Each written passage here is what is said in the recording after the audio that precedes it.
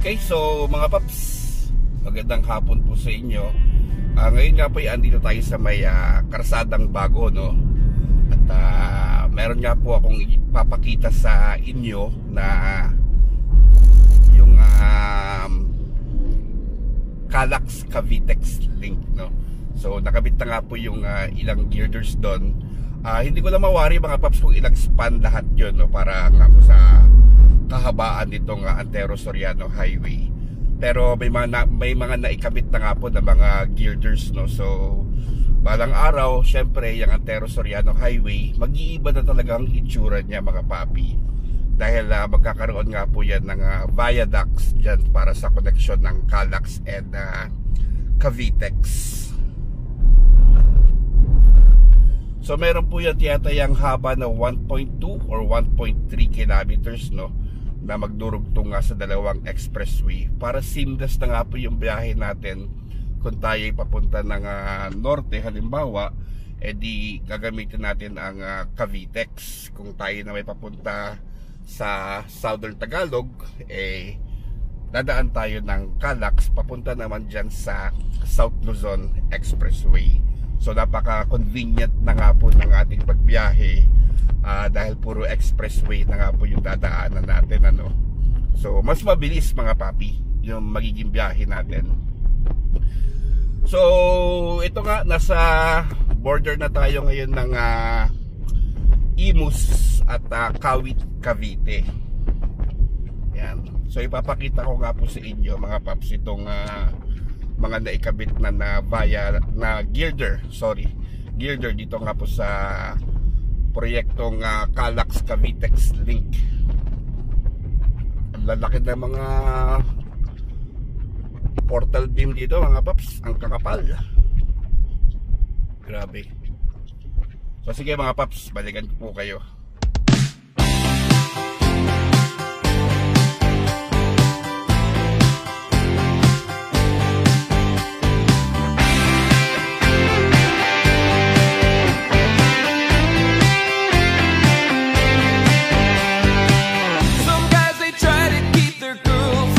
Trapped in a cage, oh no. But mama taught me, she said, son, there's a much better way.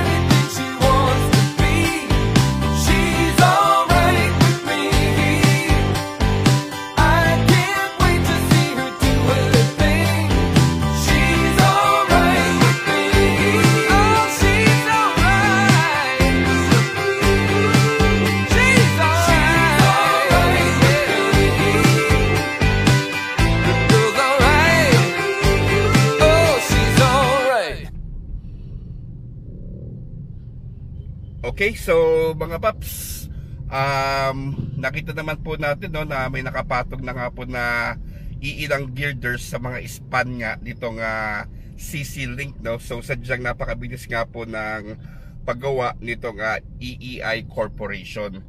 And regarding naman po dun sa ating pagpapalipad ng drone mga paps, actually ay pwede naman po nasa altitude zone nga lang po itong area na ito, no. So meaning to say, may kinakailangan lang po tayo na sundin na altitude for safety reasons, no.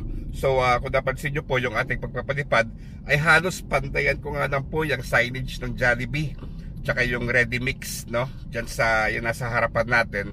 So ganyan nga lang po kataas yung lipad natin, no. So siguro mga nasa 20, no, 20 meters lang po yung ating itinaas. So again, pwede po magpalipad dito.